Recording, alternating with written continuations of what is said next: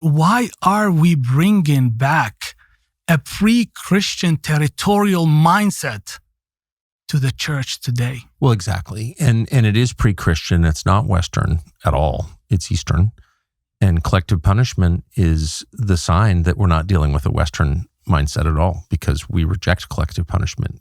I may be mad at you. I can't kill your kids. Not allowed. Yes. And there are some sincere dispensationalists. Let me say this. I have some dispensational friends, and Christians should debate this vigorously, but it should stay in the seminary. It should be staying within the walls of the church. Well, that's the problem. So I haven't even gotten involved in it because I'm just too ignorant. Okay. When you said replacement theology, I don't know what that is, and I'm not going to learn. All I know is that Christianity, my read of it, is just focus on Jesus and you will be transformed. And so I'm just kind of stick with that. But as a political matter, and that's what I do cover and have my whole life, I don't understand what Ambassador Huckabee, for example, is saying when he says, bless Israel. Okay, what is Israel? So my read of Genesis is it goes from like a tributary of the Euphrates in Iraq all the way, to the Nile. So that's like 6 countries. I mean, what is that? What are the boundaries? And that's still too small for God. Of course, as a theological matter, but I think if we're speaking in political terms, this is a government run by, secular people by and large. Yes. And they're saying God gave us this land. Okay, what land? What are the boundaries? So we should at least define the terms. Second, who's we? What does it mean? Who are the people who inherited this? So the prime minister of Israel is not religious. He doesn't keep the Sabbath or keep kosher. I'm not attacking him. No. I'm just saying, then what are you talking about? Are you saying you have a genetic inheritance? Like what? Okay, let's see. Can someone who converts to Judaism claims divine right from Brooklyn, New York? I don't even want to have these conversations. They're the ones pushing them. I think I'm happy to let people practice their own religions. I don't want to get involved. Yeah. I don't want to know everything about Mormonism or Islam or whatever. It's fine. But as long as you're saying you have a right to my money and your parents' land on the basis of this promise in Genesis, I have a right to ask you what the heck you're talking about. Did you know that Israel goes out of its way to prevent Messianic believers from making Aliyah? No. Jewish believers in Jesus. If they find out that you believed in Jesus, they don't give you the right to immigrate to Israel. What? So whose land? Is that true? Whose promise? Yeah, I have a lot of Jewish friends who are believers in Jesus, and they share with me. And they can't move back to Israel and get all the rights of... Not as... So they're really... Okay, so now we're talking like present day concrete political realities. There are 2 claims that they could potentially be making. One is faith-based. So I believe in this religion called Judaism, and we could debate what that religion is. Is it Talmudic or rabbinic, whatever? That's a whole separate conversation that I don't want to have, but they're pushing this. But it's either faith-based, I believe in this, or it's blood-based. It's genetic. And they have also historical claims. Say, Jews been here. We have. But who are the Jews then? Do you have more DNA? I don't know if you even know the answer, but if we were to say, okay, who lived in first century Palestine, current day Israel, are you more closely related to those people, or is Benjamin Netanyahu more closely related to those people? They should do a DNA test and see. And I did my DNA test. Palestinian Christians are Levantine of origin. So it's likely that you have more Jewish ancestors than Benjamin Netanyahu, whose family's from Europe. Probably. Okay. So then it can't be genetic because, right? Yeah.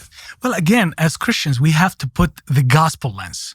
Well, I agree. We can't ignore what Jesus did, and this is the significance. And when Jesus went into Nazareth, his hometown, synagogue, on a Saturday, he was baptized, went in the wilderness, got tried with the devil, overcame with scripture, and then he went to his hometown.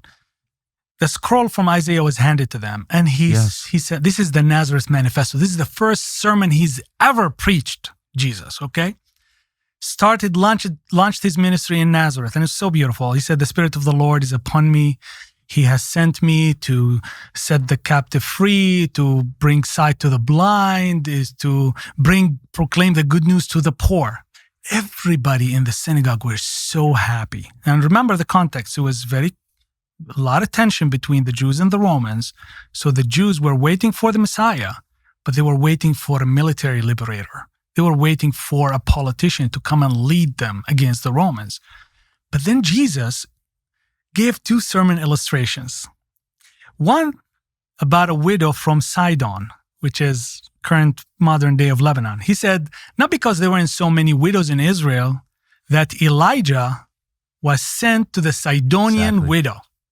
Okay, a foreigner, keep in mind. When there were lots of needy widows in Israel at the time. But he went to a foreigner.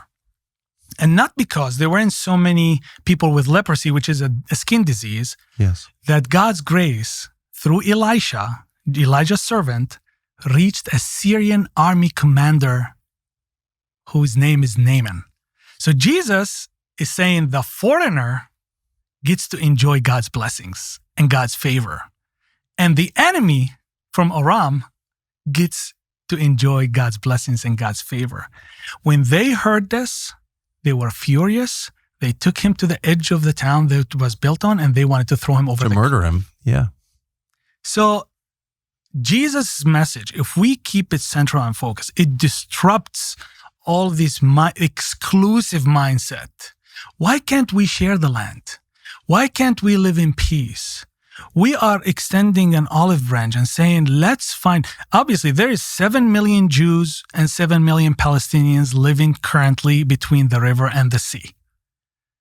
Obviously, they're not going to kick the Palestinians out, although they've been trying very, very hard to do that. And had Egypt opened the borders in Gaza, I think the whole population would have been pushed out. And they are trying to do it very, very closely to the Christians in Beit Sahur right now by bringing many different settlements and making life extremely miserable, restricted movement, all of that. So obviously, the people are still there. They're not going to kick us out. The other option is that the Palestinians are going to kick the Israelis out. And for me as a Christian Palestinian, I don't want to see that happen. I don't want to see another tragedy inflicted upon the Jewish people. So the bottom line, and this is the posture, and this is the attitude, and this is the position that every single follower of Jesus must adopt and follow. Let's find a way to share the land. Let's find a way to make peace instead of getting caught in end time scenarios, something speculative sometime in the future. What is that? Or preferring another group of people over another. It's superiority. It's becoming an ethnostate. Are we going to keep it as an ethnostate, or can we find a diplomatic solution?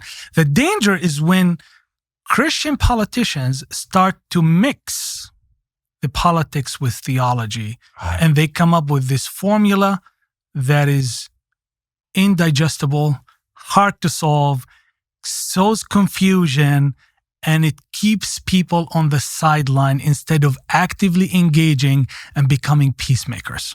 Well, boy, you like every, the Levantine peoples are so diplomatic. It's like unbelievable. Yeah, it's way worse than that. Thanks for watching our YouTube channel. We hope you'll subscribe to it. And by the way, you can hit the little bell on there and get notifications every time we produce a video. We hope you'll do that also.